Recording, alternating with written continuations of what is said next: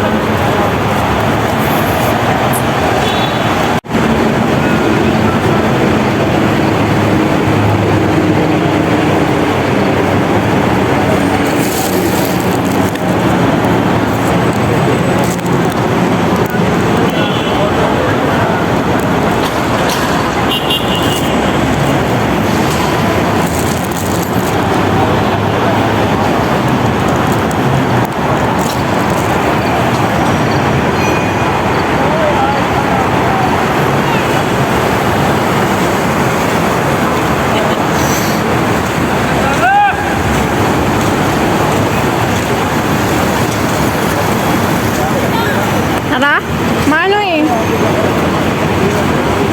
Mga ganito ang tubig.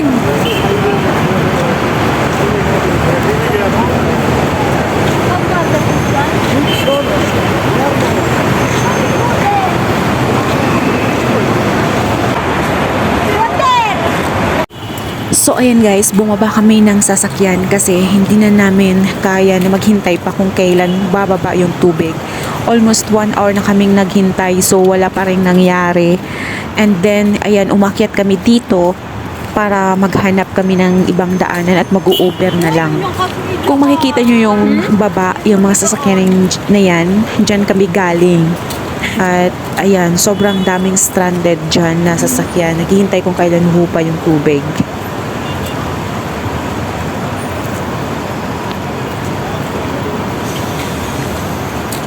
Yan. Ayan. Grabe. Talagang matatagalan kapag hihintayin mo pa yan. 1.5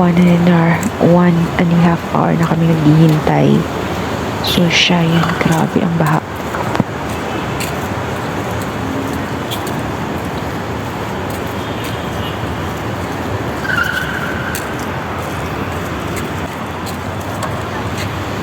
Yan yung hihintayin pang huhupa. So, ayun, may natirik na dun. So, hindi pa makakasulong kasi medyo mataas yung tubig. So, ayan. Yun o, may tumirik. Sports car yan. Uy! Umano na sila, oh! Hindi ka makapasok nga sa makapasok ako sa yan. Tingnan mo yung sports car pala yun. Sports car nga. Sports car pala yung na, tumirik.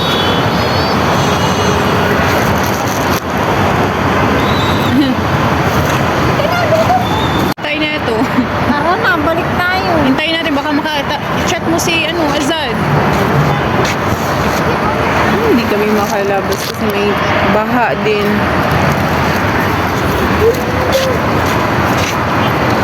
Hindi naman dito. Ayan na, tumirik. Tumirik yun. Ayun, nilakasan niya eh. Tumirik.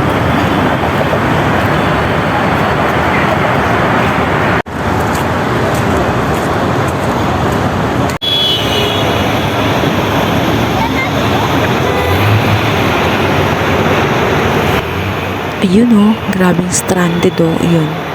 Sobrang dami sasakyan dyan na stranded.